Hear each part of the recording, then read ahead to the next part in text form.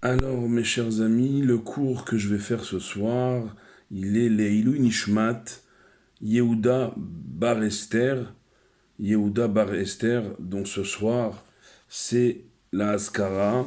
Yehuda Bar Esther, qui était l'oncle de mon père, qu'on appelait communément dans la famille Yehuda Hay, Yehuda mon frère, et qui était véritablement un frère, plus qu'un oncle et même qu'un grand-oncle.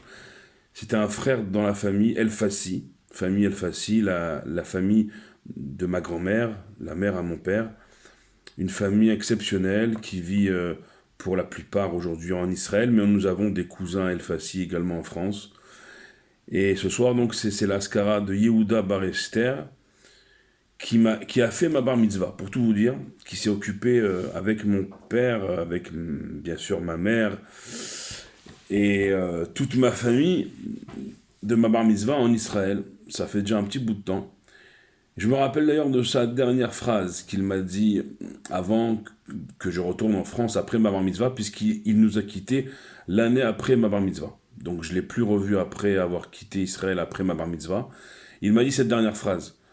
Le plus important, c'est que tu n'oublies jamais de mettre tes téfilines à partir de maintenant, où tu es bar mitzvah maintenant, de ne jamais oublier chaque jour de mettre tes téfilines. C'est les derniers mots qu'il m'a dit. Et jusqu'à aujourd'hui, Baruch Hashem, par son mérite, on met les tefilines, Baruch Hashem, chaque jour.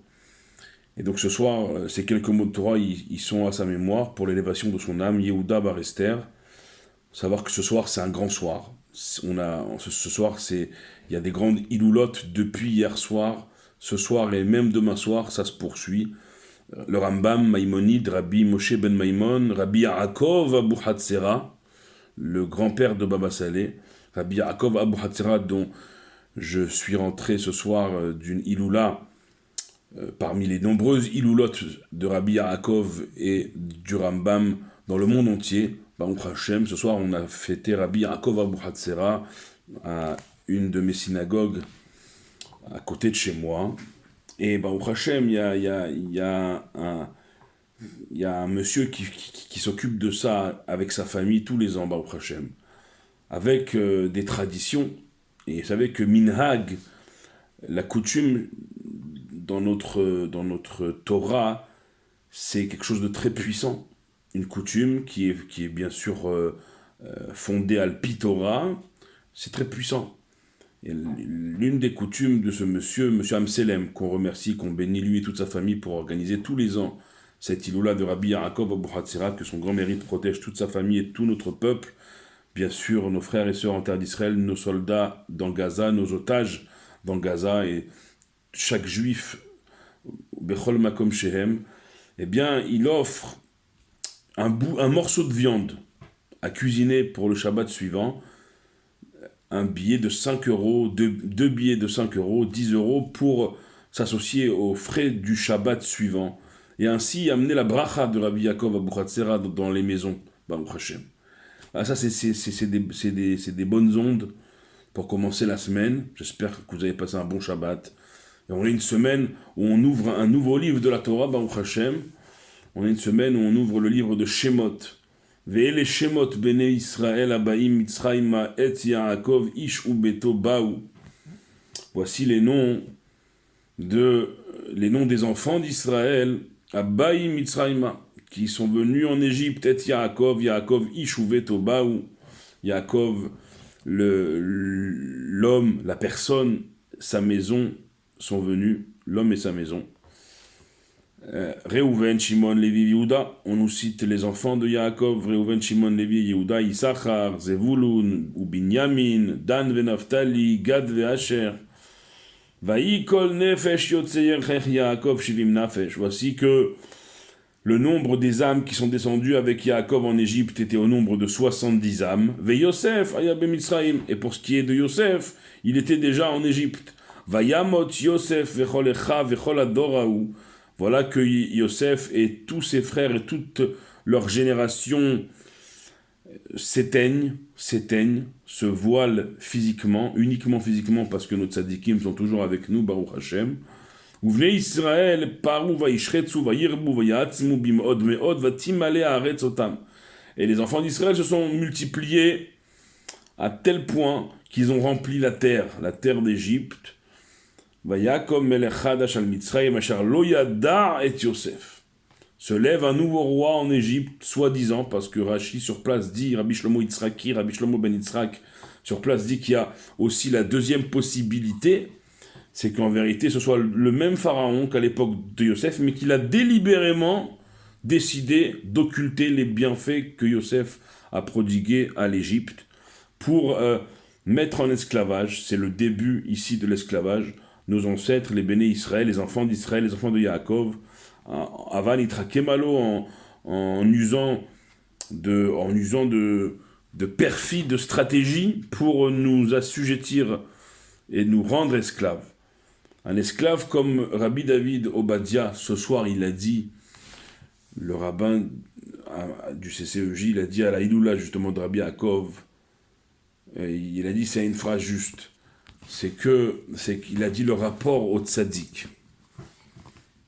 Le rapport au tzaddik, il a raconté une histoire qu'il avait entendue à une Hiloula d'ailleurs, à la Hiloula de Rabbi Yaakov, combien le tzaddik, et bien, quand on se lie au tzaddik, et en l'occurrence ici, les enfants d'Israël étaient liés à Yaakov, à Yosef, à tous ses frères, et là ils vont bientôt se lier à Moshe Rabbeinu.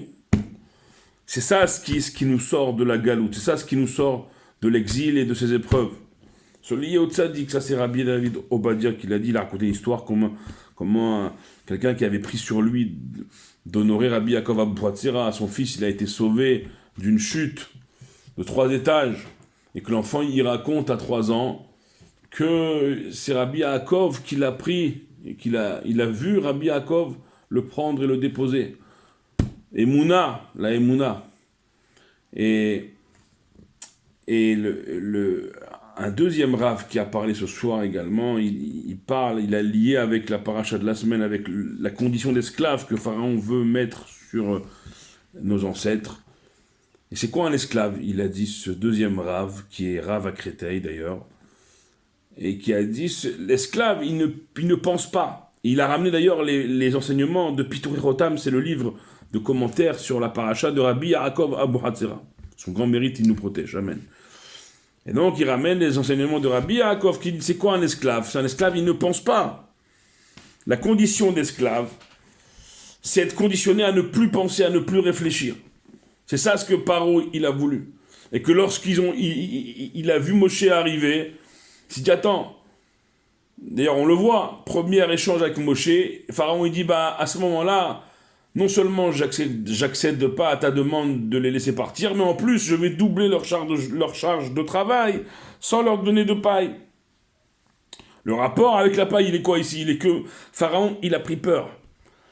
Si les enfants d'Israël, ils ont pu amener un personnage dans leur exil, comme Moshe Rabbeinu, aussi grand que Moshe Rabbeinu. Ça veut dire qu'ils ont le temps pour prier et pour se sortir un tant soit peu de leur condition d'esclave. Alors ça va pas, il faut leur doubler leur charge de travail pour qu'ils aient vraiment pas une seule seconde pour se sortir de leurs conditions, penser, prier et amener leur libérateur qui était à leur époque Moshe Rabbeinu, le premier libérateur de l'histoire.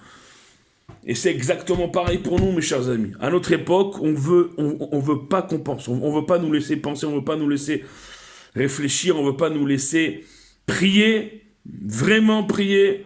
Alors on nous met l'antisémitisme, on nous dit c'est pas la peine, regardez, on continue à vous massacrer. Et nous, on est là, jusque dans nos prières, ça nous taraude. Tout ça pour nous maintenir, nous aussi, comme nos ancêtres, dans une condition, si ce n'est un esclavage physique, aujourd'hui, un esclavage moral. Ça veut dire qu'on est tellement asséné d'informations et de nouvelles terribles, d'atrocités horribles, que jusque dans nos prières, on n'arrive plus. Vient nos ancêtres en Égypte nous dire déjà il y a des millénaires, ne vous laissez pas. Ne laissez pas le pharaon de votre génération à la fin des temps. Ne laissez pas vos ennemis à la fin des temps vous enlever de la concentration de votre prière, c'est-à-dire vous enlever la concentration et le lien unique et privilégié qui existe entre le Ham Israël et Akadosh Baruch Hu, entre le peuple juif et Dieu, c'est la prière.